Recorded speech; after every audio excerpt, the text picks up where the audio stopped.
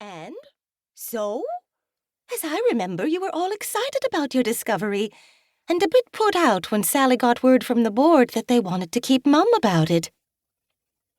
I nodded. I heard a scratching at the door and went to open it. Smokey Joe, the gray library cat that was actually my cat, strutted into the office, his bushy tail flying high. He strode over to his bowl and glanced up at me. Good servant that I was, I hurried to fill it with kibble. When Smokey Joe was busy eating, I turned back to Evelyn. You're right. As soon as I read it, I knew people had to have access to Verity's diary so they would know firsthand how terrified she was while being subjected to the most awful accusations and lies. One of the townspeople insisted she'd used witchcraft to poison his cow so he could acquire her land. Even worse, Verity's neighbor claimed her husband had died because he'd ingested Verity's herbal medicine. I exhaled loudly. Verity could read and write, and was known as an herbalist and healer. She was also a widow who owned land. No doubt some of her neighbors were envious of her wealth and resented the prestige her healing skills gave her. It struck me that Verity's was an extreme case of the Me Too movement. I still think that. But being forced to write a newspaper article isn't in my job description.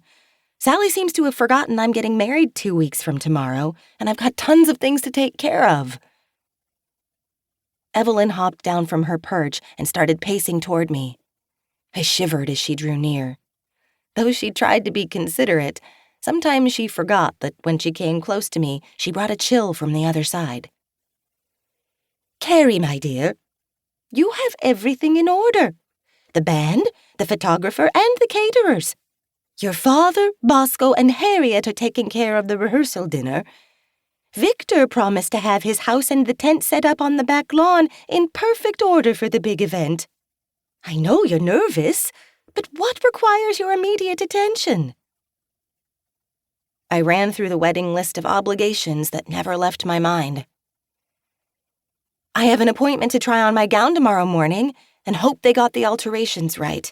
Dylan and I still need to work on the seating arrangements. And? I shook my head in frustration. Right now, I can't remember what else needs taking care of. The truth is, I don't like Sally foisting assignments on me. She'll do anything to bring attention to the library. Maybe so. Evelyn returned to the corner of Tricia's desk and crossed her legs. Is that a bad thing? I feel like I'm being used, exploited. And Verity Babcock? She'll be exploited as a 17th century Me Too victim. I released a sigh of exasperation. But, at the same time, her story must be told. Verity was no witch.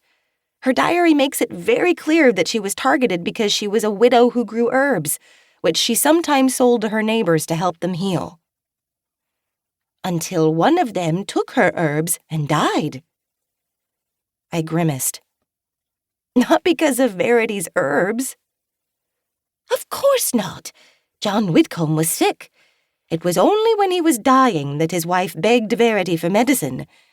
When he died, his distraught widow accused Verity of witchcraft, Evelyn said, repeating what I'd told her. Exactly. I sat quietly for a minute, musing on the last few entries in Verity's diary. Her terror grew as one neighbor after another badmouthed her, drudging up old grievances. I gathered she wasn't the easiest person to get along with, but that wasn't the issue.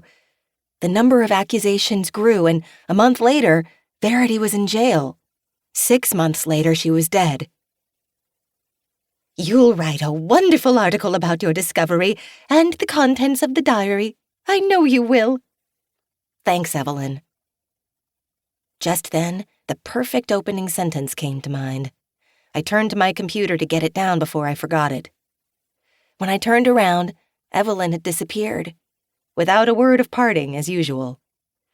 I realized my good humor was restored. Once again, her common sense had made me see in a fresh new way a situation I'd been fuming about. The phone rang. It was Uncle Bosco. Hello.